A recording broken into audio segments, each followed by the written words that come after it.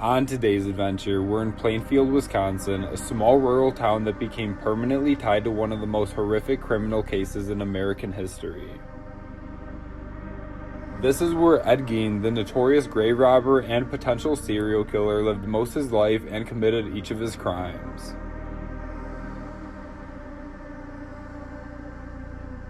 In this video, I'll be documenting what still remains today of the real-life crime scene locations linked directly to Ed's life and his crimes. To begin, I'm going to start by heading into the Plainfield Cemetery, which is the final resting place of the entire Gein family, including Ed himself, and is also the main cemetery Ed would go to exhume corpses from their graves. So throughout this cemetery, there are numerous graves that are still left empty to this day because of the crimes Ed committed here.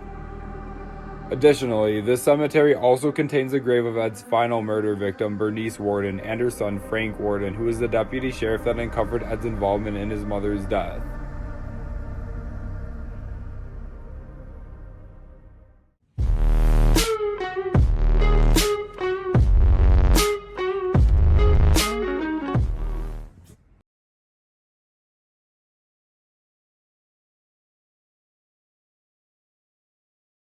Right now, I'm at the Plainfield Cemetery, standing right above Ed Gein's final resting place. Got his brother Henry to the right of me, his mother Augusta to the left of me, and then his father over there further to the left.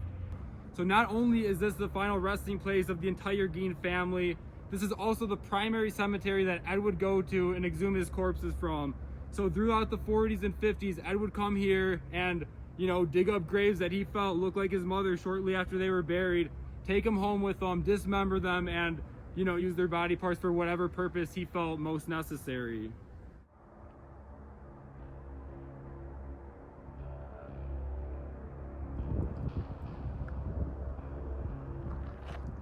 We just got out of the car a couple minutes ago.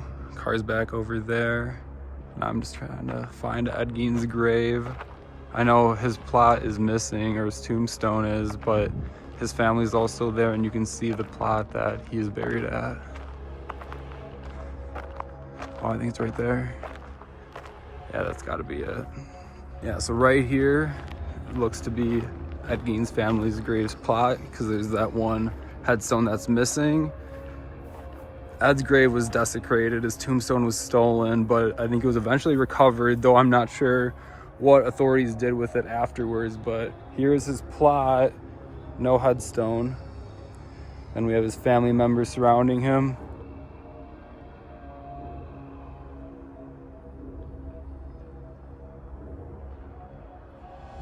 So on his family plot, we have his father, George Gein, his mother, Augusta Gein.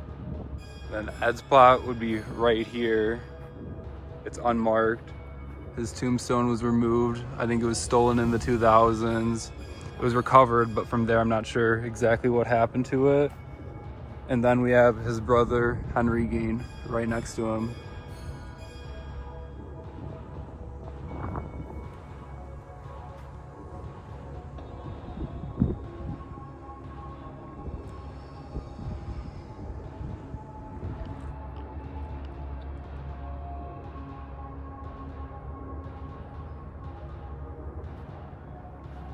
I'm not too sure what all this dirt is here, but to my knowledge, Ed's grave is still right here, so we are standing on Ed Gein as I speak right now.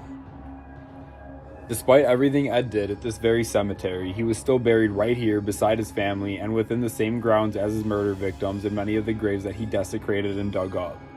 Initially, Ed was even given his own headstone marking his grave. However, his grave was then repeatedly vandalized, and then the 150-pound tombstone was eventually stolen entirely in June 2000. A year later, the headstone was recovered all the way in Seattle, but officials decided not to put it back in the cemetery, leaving Ed Gein's gravesite unmarked ever since.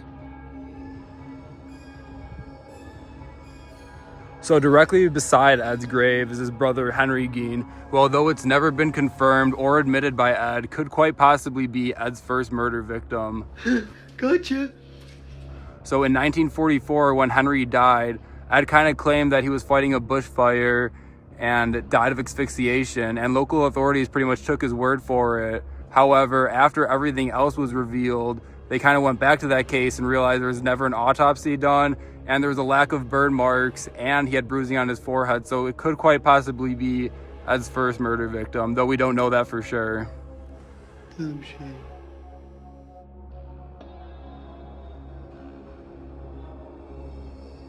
So right here is his mother's grave, who obviously was the woman that Ed was trying to reflect in all of his grave diggings and murders even. So she is kind of the primary candidate for the reason that Ed became, as messed up as he was. Ed's mother, Augusta Gein, was a religiously deranged extremist, and after her husband, George Gein, died in 1940, it's believed that her religious fanaticism really took off. She engraved the idea that all women are evil and guilty of lust into the mind of Ed, and he completely bought into everything that she said. More than that, he was obsessively infatuated with his mother and viewed her as a moral authority and as the only pure woman in existence. In 1944, shortly after the death of her first son Henry, Augusta Gein suffered her first stroke, leaving her disabled and under the solo care of Ed for the next year and a half.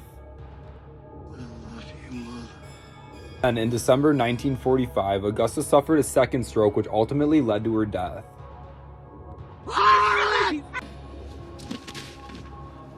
With his mother gone, Ed was left completely alone in the world, and the only voice that defined his morality was suddenly silent. Ed was never able to recover from her death, and this is ultimately what drove him to rob graves and commit all the horrific acts that he did, each crime fueled by a desperate longing to bring his mother back to life. And obviously, Ed did try to dig up this grave, I think several times. However, it was unsuccessful each time because her body is in a concrete enclosement. Yeah, so those concrete tombs, they weren't around much up until after World War II and didn't become readily available until the 1950s. However, at that time, not everyone used them, so a lot of people still had the wooden caskets that Ed could go and, break open, but his mother did not, so he was never able to recover her body from her grave. So she is still here, so is everyone in Ed's family. Everyone is still right here under my feet. And then obviously we have Ed's father, George, who wasn't really much a part of his life. He was an alcoholic, he was abusive, but other than that, we really don't know too much. However, we could imagine that the abuse was pretty extensive considering, how fucked up Ed was.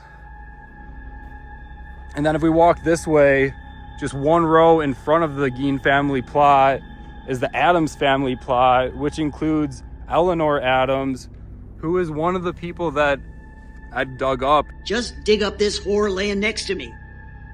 Yeah, so you have the Gein family plot right there. You can see where Ed's missing. And then right here, the Adams family plot, where Ed dug up one of the graves, Eleanor Adams.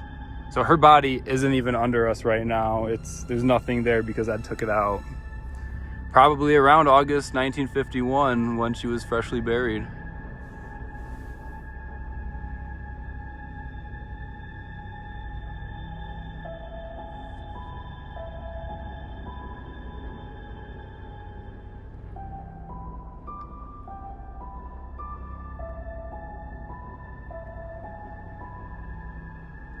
I do find that pretty disturbing that just, 10 feet in front of Ed Gein's grave is Eleanor Adams, who he dug up and used her body parts for who knows what. Because obviously that was never confirmed until police, dug up her grave after everything and realized, oh shit, there is no body in here. So this must be one of the people that Ed dug up. And obviously he died in the 80s, so that's well after the fact. So I kind of find it surprising that they even, went and put his body here after all the horrific things he did at the cemetery.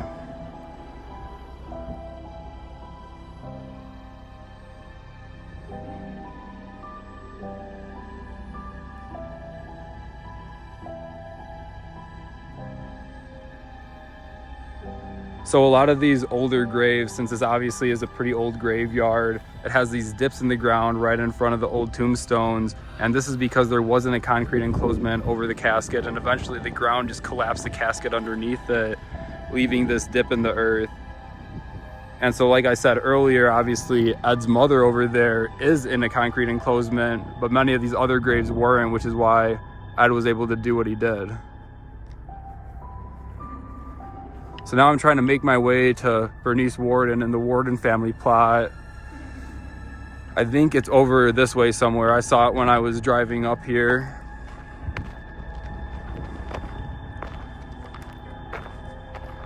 But this is the primary cemetery that Ed would go to, you know, dig up corpses and bring their bodies back home. This is the closest cemetery to his house. It's just about 8 minutes away, and it's right outside, you know, the downtown Plainfield. So this was his primary place.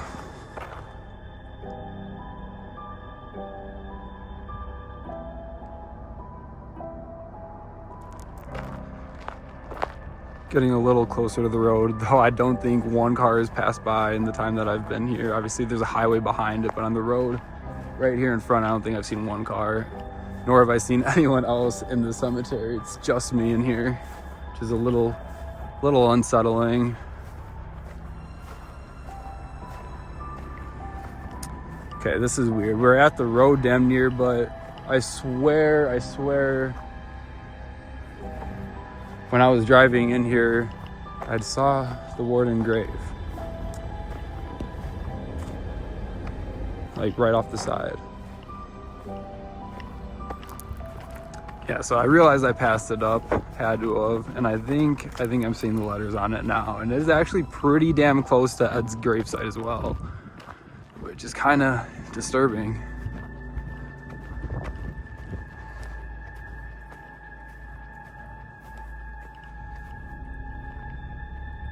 Yeah, so here we are, the Worden family plot right there, and we look down.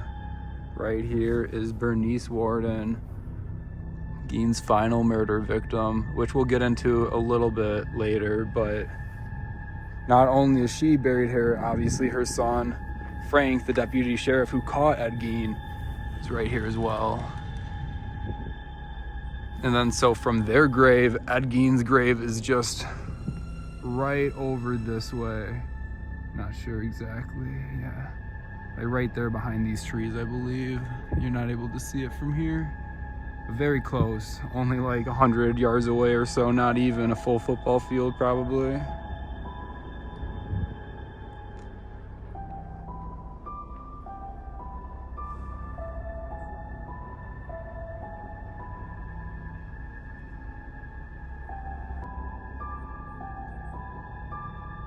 Tons of pennies on her grave still.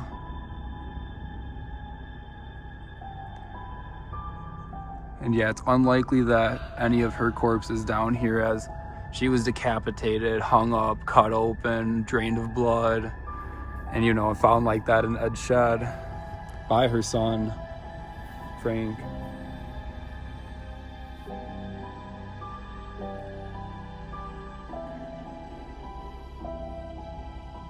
So I'll get into their story a little bit more as I'm about to go visit the hardware store that Bernice owned and was murdered at, and kind of the reason that led Frank to Ed's house and uncovered all the horrific things that he was doing inside his home, just 8 minutes away from here.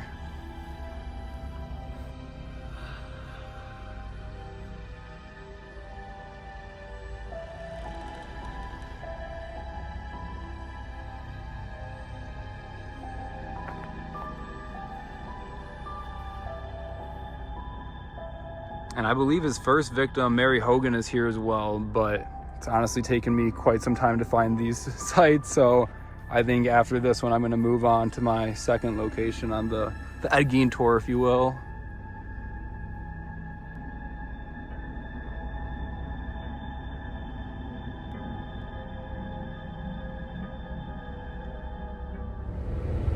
Right now we're making our way out of the cemetery and over to Bernice Worden's hardware store, which is the location of Ed Gein's final murder. So obviously you guys saw in my drone video, there was that white car that was pulling around. Now my drone video was recorded after I was done walking around Plainfield Cemetery, and my car was parked in a pretty shit position where someone backed in, like, you know, behind me, I would not have been able to get out of the cemetery. And so when that white car was coming and driving through the cemetery, I was low-key shitting my pants, I'm not even gonna lie. And at one point he pulled up like really close to my car, and I was like, fuck, this is it. I'm about to get murdered in fucking Ed Gein's graveyard. Obviously that didn't happen. He waved and went on about his business, but that was super unsettling for my first stop in Plainfield. Nonetheless, we're going to continue. I'm on my way to downtown Plainfield, which is where Bernice Worden's hardware store was. So yeah, we're going to check that out right now.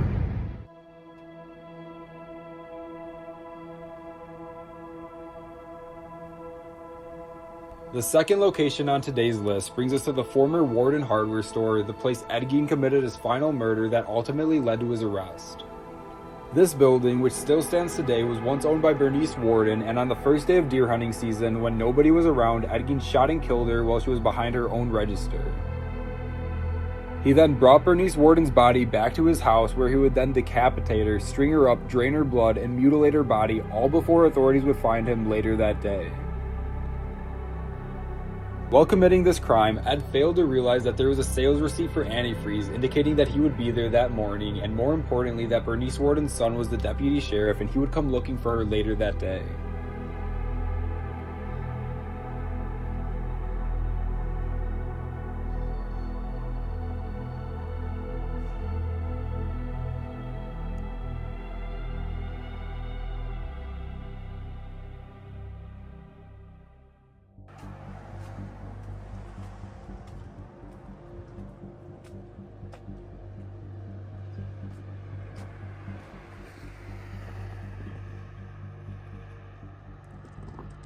So right now I'm in downtown Plainfield and right outside the former Bernice Worden hardware store, which is the building right here in front of me. The front and side facade has changed quite a bit over time. However, by the side over this way, you'll be able to clearly tell that it is in fact the building that Bernice Worden was shot and killed at. This was the location of Ed's second confirmed murder.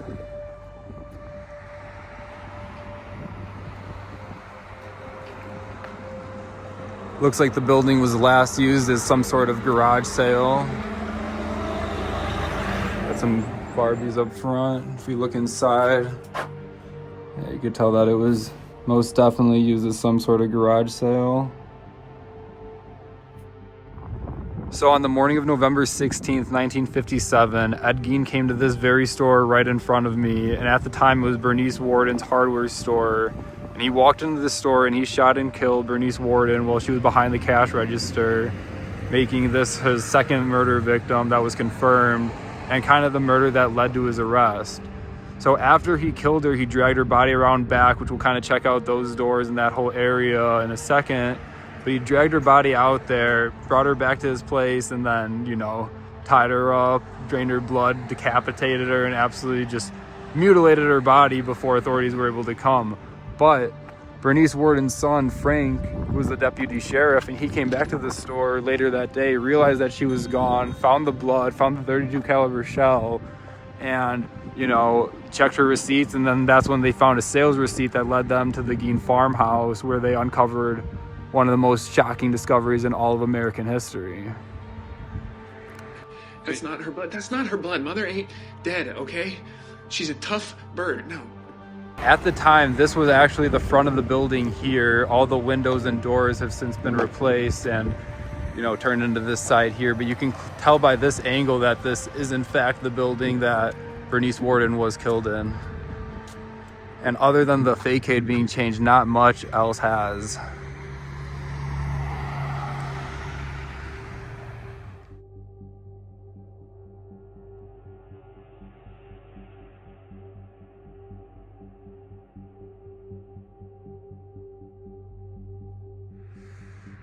So currently Plainfield's population is about 1,000, a little bit under, but at the time in 1950s, it would have been probably half that. And it was also the start of deer season, so downtown Plainfield really wouldn't have been too busy. It's probably much busier right now than it was at the time of Bernice Worden's death. And so after Ed had killed her, he then dragged her body out one of these back doors. I'm not sure if it's still the original door or not. We'll take a look and try to figure that out.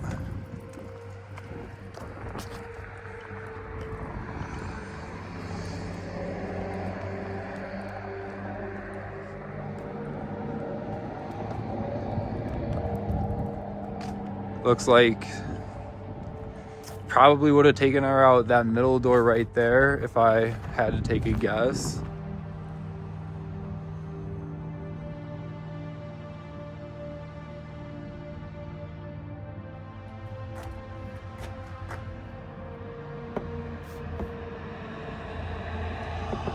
So this door here probably wasn't the door. It looks like this is added on since after 1950s for sure. But one of these two doors very well could be the door that Ed used to drag Bernice's body out to his truck.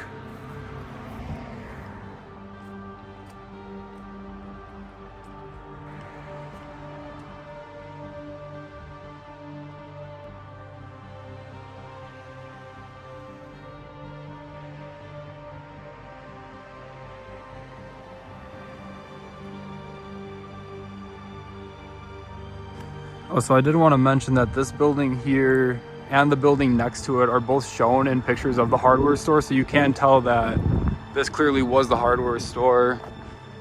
Even this line right here, there was a garage that was right there, but obviously they took that off the side.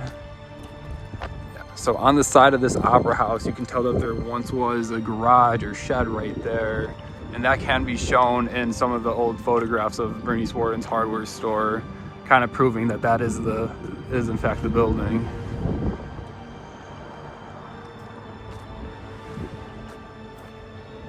Looks like the opera house is probably Bando.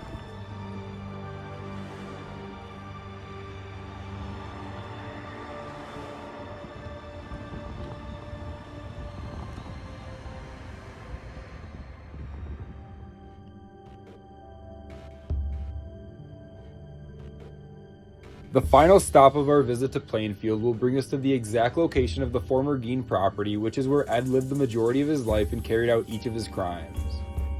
After Ed Gein was arrested, the house was set to be auctioned off, but mysteriously burned down just days before the sale, leaving behind no remnants of Ed's house or the shed Bernice Worden was found in.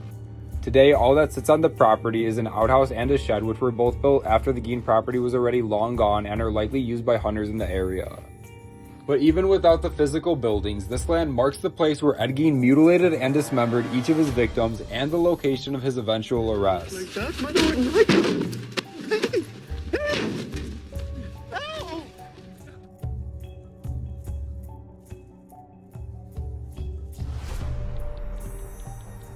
On the evening of November 16, 1957, after Bernice Worden was found missing, Ed's house was discovered by local authorities, where they would make one of the most gruesome discoveries in American history. At the time, the house had no electricity or running water and was completely infested with various rodents, roaches, moths, and other insects, as it was cluttered with trash, rotting food, and literal human remains. While inside, investigators found chairs and lampshades upholstered with human skin, human faces mounted like wall decorations, bowls made from human skulls, a belt made of flesh and buckled with human nipples, and a multitude of corsets, leggings, and other clothing articles sewn from human flesh. Additionally, directly beside Ed's bed was a box filled with female genitals and human noses. Bernice Worden's body was found decapitated and hanging upside down from the rafters in a shed behind the Gein house. Her torso was split open and her body was already drained of its blood. Then her head and other body parts were found inside the house alongside the rest of Ed's victims. Additionally, it was revealed that Ed boarded up the majority of the house ever since his mother's death, including her bedroom and the parlor, keeping them untouched and preserved almost as shrines to her. The kitchen and main living space were the only two rooms that had been used by Ed in the years following his mother's death, and this is where all of his handcrafted human trophies were found. More than a mess. You can't live like this, Eddie. That's what I'm saying. I mean, you need a woman's touch.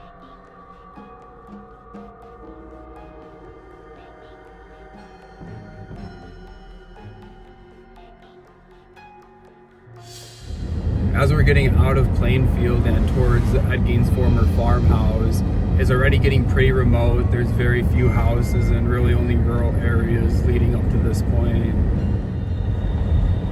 I will say it's a pretty odd feeling knowing that these very roads right here are the same roads that Gein drove from the cemetery to his house, with the corpses in his trunk, obviously.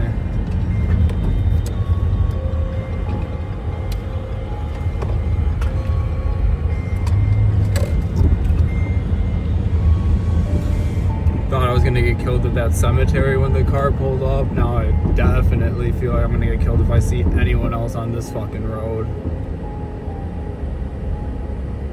Super, super remote area. There ain't nothing around here, truly.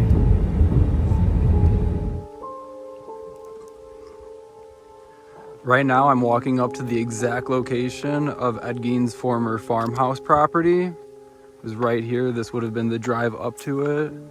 And where that gate is would have been where Ed's gate is. I actually wonder if these older posts were from Ed Gein's original farmhouse. They do look super old. Yeah, I wouldn't doubt that these are original to Ed Gein's farmhouse right there. Obviously, the gate here is not.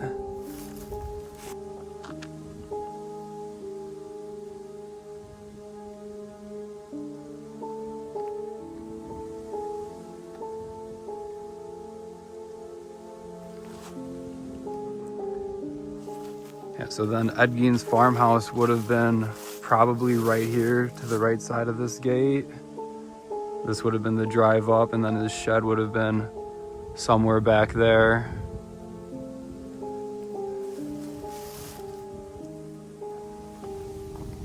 So just to give you an idea of how remote this area actually is, in the time that I've been standing here taking photos, taking my TikToks and my shorts and my, full video, not one person has come past here. So I am going to cross this gate.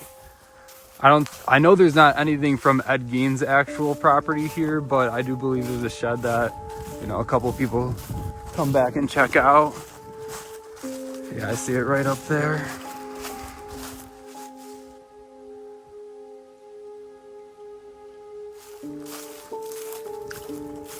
Told myself I wasn't going to trespass today, but couldn't help it. Now, this is obviously not the shed that Ed Gein actually had. It's not the shed that Bernice Worden was strung up in, but it is on the Gein property, which is kind of interesting. It's probably just, something hunters put up in the years since. There's a tag on the one side.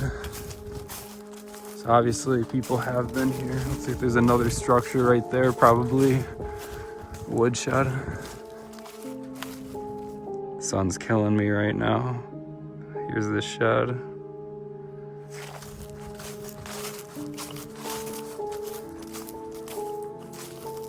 Pretty gnarly master lock mechanism on the door. They obviously don't want people going in there, and know that people will try, considering this is the Gein property.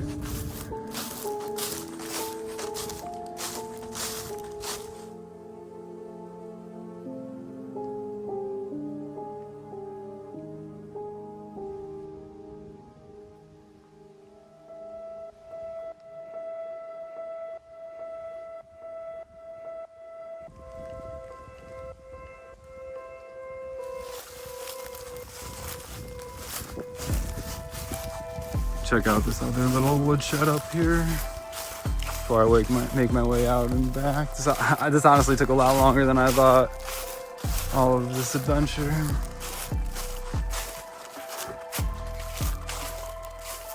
So here's a little woodshed right here. Again, not something that was on Ed Gein's property. Lock was taken off. Oh, it actually was an outhouse.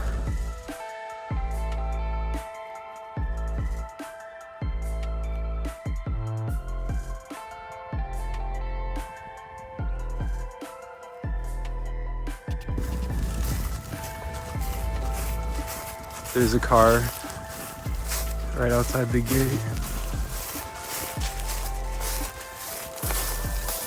I don't know if it's a cop, but I need to get in my car and leave now.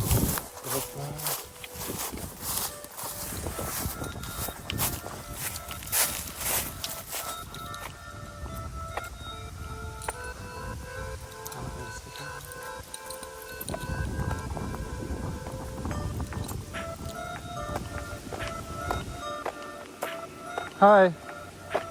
Oh, I was just taking I was taking a couple of photos of the house. I didn't know if you were Today, Junior?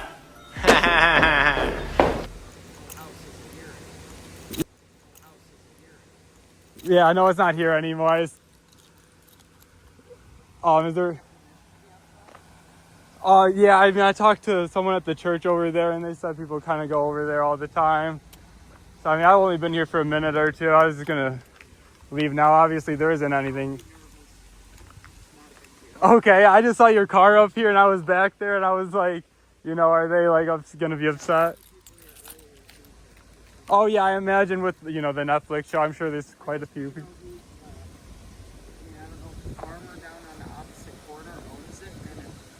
Yeah, that's kind of what my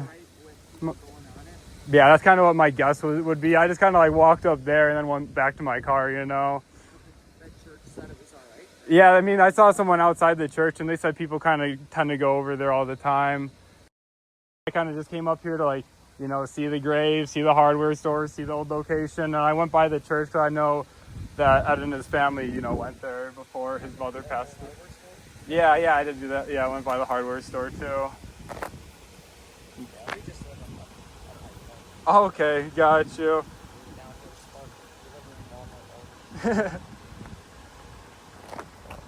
Well, I'm just gonna take a couple more photos and be on my way. It was nice talking to you guys.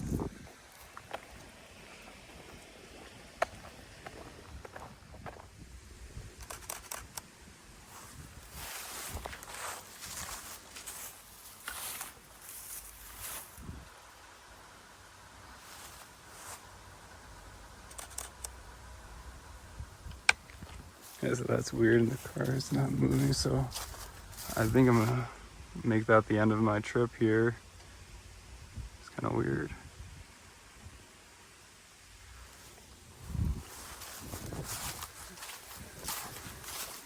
So I'm questioning, like, do I fly my drone still with this car here, or do I just kind of call it quits at this point? We've seen all the locations. Yeah, we'll see. I'm gonna get in my car here now. Maybe she'll, you know, take off.